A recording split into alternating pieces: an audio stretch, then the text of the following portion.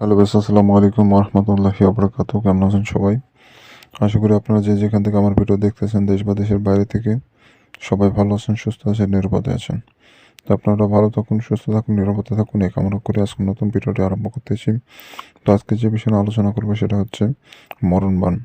তো এই মরণবাণটা নকশাটা আগুনে জ্বালাই দিলেই আপনার যে শত্রুর উপরে বাণটা প্রয়োগ করতেছেন ওই শত্রুর উপর বাণটা প্রয়োগ হয়ে যাবে। আপনাকে কঠিন কোনো কাজ করতে হবে না। আপনাকে শুধুমাত্র নকশা আগুনে জ্বালানোর মাধ্যমে, পোড়ানোর মাধ্যমেই আপনার শত্রুর উপর বাণটা প্রয়োগ করতে পারবেন। তো এটা খুব অতীব সহজ। নকশা আগুনে জ্বালানো বা পোড়ানো, এই নকশাগুলা সবথেকে তুলনামূলক এই বানার কাজগুলা সহজ হয়ে থাকে। তো আপনারা যারা আমার নিয়মিত ভিডিও দেখেন তারা জানেন আমি সহজ তদবিরগুলো আপনাদের মাঝে উপস্থাপিত করার চেষ্টা করি। কারণ এমন কোনো তদবির আপনাদের মাঝে হাজির করি না যেটা আপনি করতে পারবেন না, আপনার জন্য সমস্যা হবে। এমন যে কোনো জিনিসই আমি উপস্থাপিত করি না। যেগুলো সহজ তদবির আপনারা সহজে করতে পারবেন, এগুলো কিতাব ঘেটে ঘেটে খুঁজে বের করে আপনাদের মাঝে উপস্থাপিত করি, যাতে অতি সহজে আপনারা কাজগুলো সম্পূর্ণ করতে পারেন। তো যাই হোক, এইগুলো বিষয়ে যারা কাজ করবেন এগুলো বিষয়ের উপরে, তারা আমার ভিডিও প্রথম থেকে শেষ পর্যন্ত পুরোটাই দেখবেন, না টেনে, তাহলে বুঝতে পারবেন। আর যখন ভিডিওগুলো টেনে দেখবেন তখন আপনার বুঝতে সমস্যা হবে। আর কাজ যখন করবেন কাজ তো হবে না, উল্টা আপনার ক্ষতি হওয়ার সম্ভাবনা রয়ে যায়। আর এগুলো কিন্তু কুফুরি কাজ, একটু ভুল করবেন, একটু 19-20 করবেন, উল্টা আপনার উপর বান প্রয়োগ হয়ে যাবে। অতএব পুরো ভিডিও মনোযোগ সহকারে দেখবেন, জানবেন, বুঝবেন, তারপরে কাজ করবেন, ইনশাল্লাহ আপনাদের কোনো রকম সমস্যা হবে না, 100% কাজ হয়ে যাবে। তো বন্ধুগণ, আপনারা যারা আমার ভিডিওতে নতুন, আমার ভিডিও প্রথমবারের মতো দেখতেছেন, তারা অবশ্যই আমার চ্যানেলটি সাবস্ক্রাইব করে পাশে থাকা বেল আইকনে ক্লিক দিয়ে অল নোটিফিকেশন অন করবেন। এতে করে পরবর্তী সব নতুন নতুন ভিডিওগুলো দেখতে পারবেন সবার আগে। তো ভিউয়ার্স, আমি নিয়মিত বানবসিকন জিনপুরের সাধনা, বিভিন্ন তদবির, টোটকা, মন্ত্র এগুলো দিয়ে থাকি। আমার চ্যানেলটা সাবস্ক্রাইব করে রাখলে আপনি পরবর্তীতে এগুলো ভিডিওগুলো দেখতে পারবেন সবার আগে। তো আমি সব থেকে সুন্দর করে বোঝানোর চেষ্টা করি। আপনি আমার ভিডিও দেখতেছেন, আরও 10টা মানুষের ভিডিও দেখবেন। আপনি তুলনা করবেন যে কে ভালো করে বোঝাচ্ছে বা কে সুন্দর করে বোঝানোর চেষ্টা করতেছে। আপনারা ভালোভাবে মনোযোগ সহকারে দেখলেই বুঝতে পারবেন। তো যাই হোক, এই কাজটি করতে গেলে যেটা আপনাদের করতে হবে, একটা সাদা কাগজ নেবেন এবং একটা লাল কলমের কালি নেবেন, আর একটা স্কেল নেবেন, বা আপনি অন্য কিছুও নিতে পারেন স্কেলের পরিবর্তে।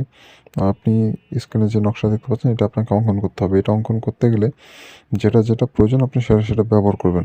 তবে সাদা কাগজ এবং লাল কালি থাকতেই হবে। আপনি লাল কালি ব্যতীত কালো কালি দিয়ে যদি নকশা লেখেন, নকশা কিন্তু কাজ করবে না। অতএব লাল কালি রাখতেই হবে এবং আপনি স্কেলে ব্যবহার করেন, ক্যাম্পাস ব্যবহার করেন, যেটা মনে হয় যে এটা ব্যবহার করলে আপনার ভালো হবে সেটা ব্যবহার করতে পারেন। তবে নকশা যেভাবে আছে ওই রকমভাবেই অঙ্কন করতে হবে। তেড়া বেঁকা বা 19-20 করার চেষ্টা করা যাবে না। যদি তেড়া বেঁকা বা 19-20 করেন তাহলে কিন্তু কাজ তো হবে না, উল্টা আপনার ক্ষতি হওয়ার সম্ভাবনা রয়ে যায়। অতএব সাবধানতা অবলম্বন করে মূলত আপনাকে কাজটা করতে হবে। বিষয়টা মাথায় রাখবেন। তো যাই হোক বন্ধুগণ, তো এইভাবে করে মূলত আপনাকে সম্পূর্ণ নকশা কমপ্লিট করতে হবে। তো যারা কাজটি প্রয়োগ করবেন নিজের হাতে অঙ্কন করে প্রয়োগ করবেন। কারো থেকে লিখে নেবেন তাহলে কিন্তু কাজ হবে না। কারণ শত্রু আপনার লিখবে অন্য কেউ, তাহলে কীভাবে কাজ হবে? যার তদবির তাকেই করতে হবে। অন্য কারো থেকে করে নিলে হবে না। টোটকার কাজ করে নিলে হয় না। এগুলো হয় না। তো এগুলো পান, বশীকরণ এগুলো হিসাব আলাদা। এগুলা ব্যক্তিগত কাজ, ব্যক্তিগতভাবেই করতে হয়।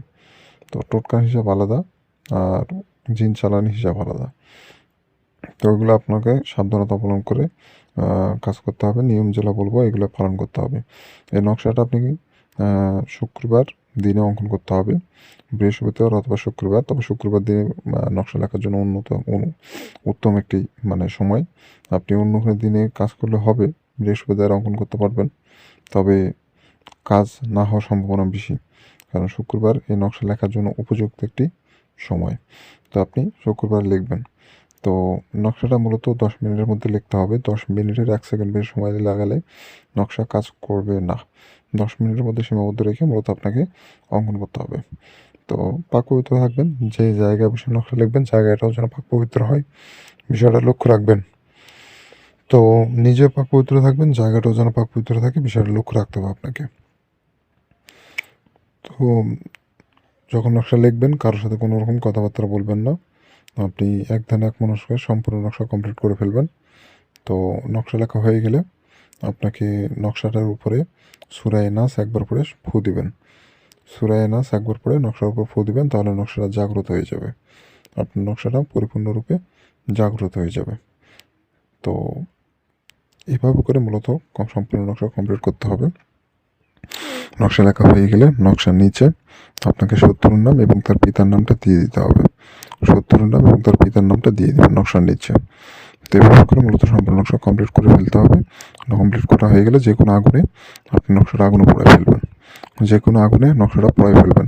একটা জিনিস মাথায় রাখবেন, নকশার কোনো অংশ যেন পুড়তে বাদ না থাকে, পরিপূর্ণ অংশ যেন পুরো ছাই হয়ে যায়।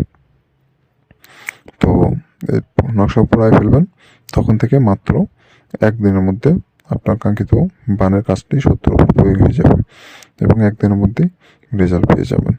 তো এটা খুবই পরীক্ষিত তদবির, খুবই শক্তিশালী তদবির। যারা কাজ করবেন সাবধানতা অবলম্বন করে কাজ করবেন, কোনো রকম ভুল ত্রুটি করার চেষ্টা করবেন না।